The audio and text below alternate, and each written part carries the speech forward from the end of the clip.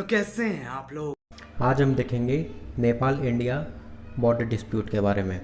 जैसा कि आप लोगों को पता होगा कि 2 दिन पहले नेपाल ने अपना ऑफिशियल मैप जारी किया है। उस उस मैप में ये जो आप सर्कल में ये वाला जो एरिया देख रहे हैं, ये काला पानी रीजन है। अब ये काला पानी रीजन नेपाल कहता है कि ये हमारा रीजन है और इंडिया का क्लेम है कि ये इंडिया की टेरिटरी में आता है। तो ये डिस्प्यूट है क्या और कब से ये चला आ रहा है, इसके बारे में आज हम थोड़ा सा जानेंगे। इस डिस्प्यूट को जानने के लिए हमें थोड़ा सा बैकग्राउंड में जाना पड़ेगा, थोड़ा हिस्ट्री में जाना पड़ेगा। और हिस्ट्री की बात हम जब करते हैं तो हमें अंग्रेज याद आते हैं। ये बात है अर्ली 19वीं सेंचुरी की, जब ईस्ट इंडिया कंपनी अपने पैर इंडिया में अच्छी तरह से जमा चुकी थी। ईस्ट इंडिया कंपनी का एक ही काम होता था कि उसे ट्रेडिंग करनी होती थी। इंडिया में वो प्रोडक्शन करते थे और ये प्रोडक्शन करते थे और जो वो प्रोड्यूस करते थे वो ट्रेड करते थे अदर कंट्रीज़ में, उनका एक्सपोर्ट किया करते थे। तो अर्ली 19वीं सेंचुरी में हम जब देखते हैं कि इंडिया में कौन से कहाँ क्या क्या थे, राजा महाराजा कौन कहाँ पे थे, किसका कब्जा कहाँ पे था, तो हम देखते हैं कि ये जो बीच वाला रीजन था ये मराठाओं के पास था। यहाँ पे राजपूत थे, यहाँ पे सिख थे। तो ईस्ट इंडिया कंपनी चाहती थी कि वो ट्रेडिंग करे नेपाल के थ्रू चाइना से, मतलब यहाँ वाले रीजन में जाके वो ट्रेडिंग करे। बट नेपाल का कहना था कि हम अपनी ज़मीन पर से ईस्ट इंडिया कंपनी को ट्रेड नहीं करने देंगे। और उसी समय हम देखते हैं कि नेपाल के पास में एरिया कौन सा था। और उस समय का जब हम नेपाल का जो मैप देखते हैं तो उससे पता चलता है हमें कि हिमाचल प्रदेश का ये जो एरिया है, हिमाचल प्रदेश का इतना एरिया, उत्तराखंड का ये एरिया, सिक्किम का, बिहार का एरिया, ये सारा एरिया नेपाल के कब्जे में था।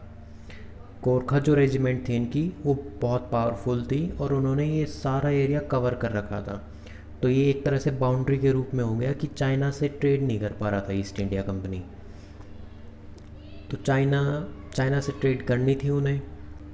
तो इसके लिए उन्होंने एक स्कीम निकाली कि हम यहाँ से यहाँ वाले एरियाज़ में जो था वो फूड डलवा देते हैं, मतलब आपस में भिड़वा देते हैं लोगों को, और फिर हम भी इस लड़ाई में कूद पड़ेंगे। तो इसके लिए ईस्ट इंडिया कंपनी ने किया क्या, जो यहाँ के जो लोग थे, यहाँ के और यहाँ के रीजन के भी जो भी लोग थे, उनमें फूड डाली और भिड़वा दिया आपस में नेपाल को और इन लोगों को। उससे हुआ क्या, इंडियंस का साथ दिया ईस्ट इंडिया कंपनी ने और नेपाल दूसरी साइड से, दोनों में फिर से लड़ाई हुई। और इसका रिज़ल्ट ये निकला कि इंडिया ने नेपाल को यहाँ पे हरा दिया। उस टाइम पे जो ब्रिटिश इंडिया कहलाता था, ब्रिटिश इंडिया ने नेपाल को हरा दिया और उसके तहत एक ट्रीटी साइन हुई, कहते हैं सुगौली की संधि। ये लड़ाई चली थी लगभग 1814 से 1816 तक। 1815 में ये फाइनल इसका रिज़ल्ट निकल गया था, लेकिन जो इम्प्लीमेंट हुआ वो 1816 में हुआ था। इस ट्रीटी में कहा क्या गया कि जो नेपाल ने जो भी एरिया कैप्चर कर, इंडिया वाला जो ये एरिया था, यहाँ से सिक्किम वाला भी एरिया, ये उसे इंडिया को वापस देना पड़ेगा। और उन्होंने अपने ट्रेडिंग राइट्स भी ले लिए कि यहाँ से हम ट्रेडिंग करेंगे और चाइना के साथ में ट्रेड करेंगे हम लोग। नेपाल का जो एरिया है, नेपाल की बाउंड्री कैसे डिसाइड होगी, तो उन्होंने ये लिखा कि ये जो काली रिवर है, जो ये देख पा रहे हैं, ये काली रिवर है, यहाँ से भी आ रही है, यहाँ से भी आ रही है, ये काली रिवर है। तो उन्होंने ये डिसाइड किया कि जो काली रिवर के जो ईस्टर्न वाला पार्ट है वो नेपाल का होगा और जो वेस्टर्न वाला पार्ट है वो इंडिया का होगा। अब इस चीज़ में इशू ये उठा, उस समय तो किसी ने ध्यान दिया नहीं। अब लोग ये मांग करने लगे कि नेपाल का कहना था कि यहाँ से शुरू होती है ना, कि इस ट्रीटी में कुछ लूप होल्स हैं या अच्छे से डिफाइन नहीं हुआ है ये। अब नेपाल क्या कहता है कि इसका उद्गम स्थान मतलब स्टार्टिंग जो पॉइंट है हम यहाँ से मानते हैं। ये रिवर यहाँ से नहीं आ रही है। रिवर कैसे आती है? रिवर ऐसे फ्लो करती है, यहाँ से ऐसे आ रही है और कई सारे पार्ट्स में ऐसे डिवाइड हो जाती है। तो इसी तरीके से ये आ रही है, यहाँ से ये ऐसे आ रही है, यहाँ से ऐसे आ रही है, यहाँ से भी एक पार्ट है। तो अब नेपाल का कहना है कि हम उद्गम स्थान यहाँ से मानते हैं और इंडिया का कहना है कि हम उद्गम स्थान यहाँ से मानते हैं। इसका मतलब एंट्री यहाँ से है और काली नदी रिवर यहाँ से शुरू हो रही है। नेपाल का कहना है कि इस लाइन से आगे का जो भी पार्ट है वो नेपाल की टेरिटरी में आता है।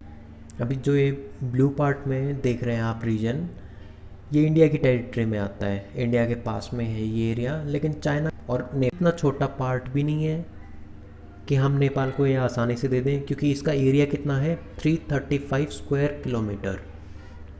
तो इतनी आसानी से दिया भी नहीं जा सकता। इसी वजह से ये डिस्प्यूट अभी तक चला आ रहा है कि ये किसका रीजन है और ये किसके अंडर में रहेगा। एक और ऑब्जेक्शन जो रिसेंटली नेपाल ने उठाया था वो ये था कि बीआरओ जो आर्मी है यहाँ की इंडिया की, वो यहाँ पे एक रोड बना रही है ये तवा घाट से लेके और ये लीपू लेक को कनेक्ट कर रहे हैं। लीपू लेक से क्या होगा, ये जो पास है यहाँ से कैलाश यात्रा के लिए रोड जाता है, मतलब इजी पड़ जाएगा, ये शॉर्टकट पड़ जाएगा हमारे लिए। पहले हम क्या करते थे, या तो सिक्किम की साइड से जाते थे या फिर नेपाल होके तिब्बत में फिर कैलाश यात्रा हम लोग करते थे। तो अब इस पास के थ्रू ये छोटा पड़ जाएगा। और नेपाल का यहाँ पे ये कहना है कि क्योंकि लीपू लेक काला पानी के पास में ये रीजन पड़ेगा, इसलिए ये उनकी टेरिटरी में आएगा। एग्जैक्टली ऐसा नहीं है, ये इंडिया की टेरिटरी में ही है, पर उनका कहना है कि ये उनकी टेरिटरी में है, इसलिए यहाँ पे इंडिया को कुछ भी नहीं बनाना चाहिए। इस मैप में आपको अच्छे से दिख जाएगा ये जो रोड ये रोड यहाँ से जाएगा और लीपू लेक इसको कनेक्ट करेगा। और जो डिस्प्यूटेड एरिया है वो डिस्प्यूटेड एरिया ये रहा काला पानी, ये यहाँ ये वाला जो रीजन है ना, ये है वो disputed area. So that's it. वैसे इसी से सिमिलर एक और डिस्प्यूट था इंडिया और बांग्लादेश के साथ में, बाउंड्री को लेके डिस्प्यूट था, जो कि 6 जून 2015 को इंडिया और बांग्लादेश ने मिलके सॉल्व कर लिया।